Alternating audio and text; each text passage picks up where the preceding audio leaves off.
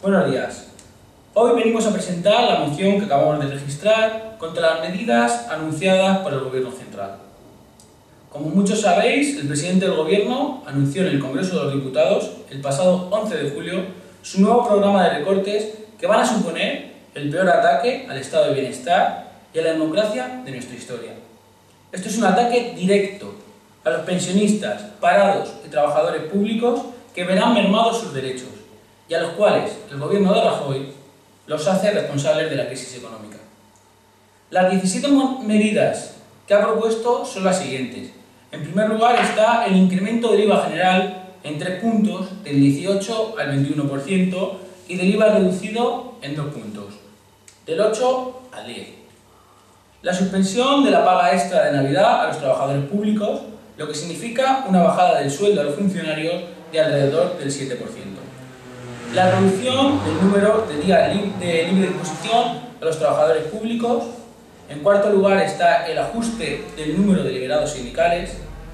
La quinta medida que va a tomar es el recorte del subsidio a los parados a partir del sexto mes, que del 60% se pasará al 50% sobre la base reguladora, bajo la excusa de que con esta medida se incentivará la búsqueda de empleo de los parados.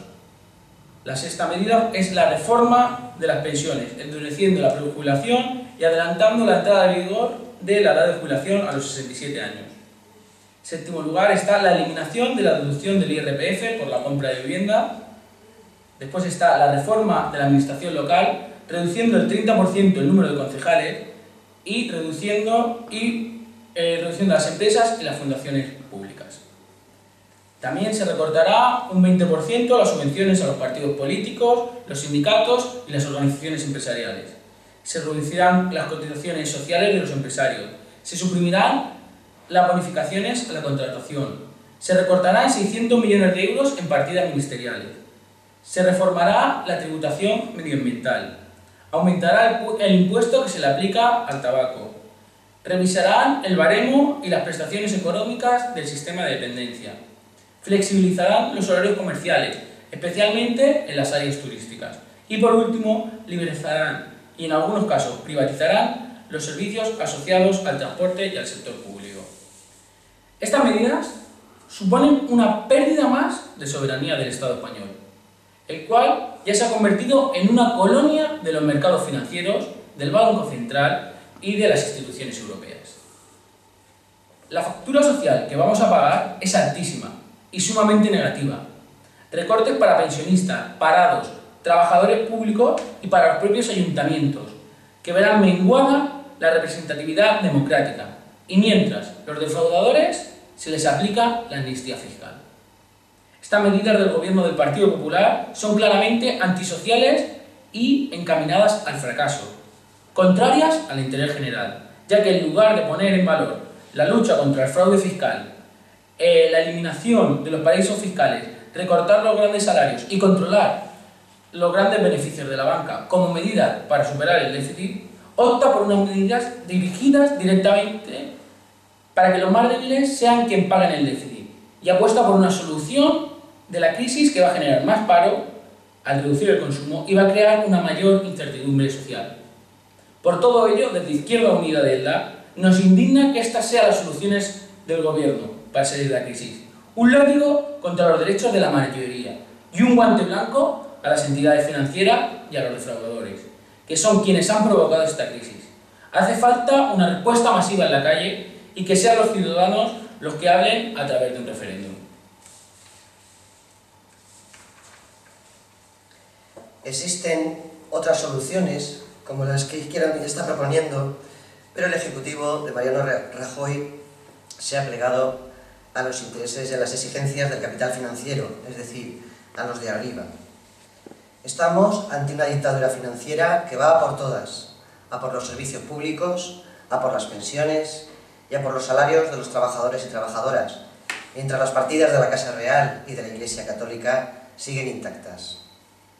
Cualquier reducción del gasto público es contradictoria con los objetivos de estimulación de la demanda, imprescindibles en una situación de crisis económica. La limitación del déficit no se puede hacer a través del recorte del gasto, sino mediante mecanismos de incremento de los ingresos, como bien estamos diciendo Izquierda Unida de Elda desde hace mucho tiempo a la alcaldesa del Ayuntamiento, Adela Pedrosa. Es necesario, naturalmente, una racionalización del gasto público que la reoriente hacia la eficiencia, el aumento efectivo del gasto social, la mejora de los servicios sociales públicos y la actividad productiva. Nos oponemos, por tanto, radicalmente a la reducción del salario de los empleados públicos y a su congelación, excepto los de los altos cargos y los de confianza, así como también nos oponemos al aumento del IVA, que es uno de los impuestos, como ya todos sabemos, más injustos. Nos encontramos en este momento ante un ataque a los fundamentos que hicieron posible nuestro actual sistema constitucional y a los principios de la democracia. Estas medidas suponen una regresión económica y social y significan políticamente una involución democrática. Por ello, en esta moción pedimos que se posicione el Ayuntamiento de Elda frontalmente a todas estas medidas y proponemos adoptar los siguientes acuerdos. En primer lugar, instar al Gobierno Central a que retire el Real Decreto Ley. Segundo, instar al Gobierno Central a que convoque un referéndum para consultar a la ciudadanía sobre estas medidas. En tercer lugar, apoyar las movilizaciones convocadas por las organizaciones sindicales para el próximo día 19 de julio, es decir, mañana.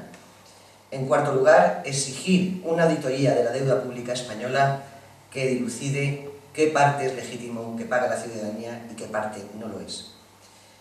En quinto lugar, instar al Gobierno Central a negociar con los grupos de la oposición otras medidas más efectivas para racionalizar el gasto público y combatir la corrupción. Y en sexto lugar, instar al Congreso de los Diputados a aprobar una reforma del sistema fiscal más justa y progresiva, eficaz para combatir el fraude y la economía sumergida.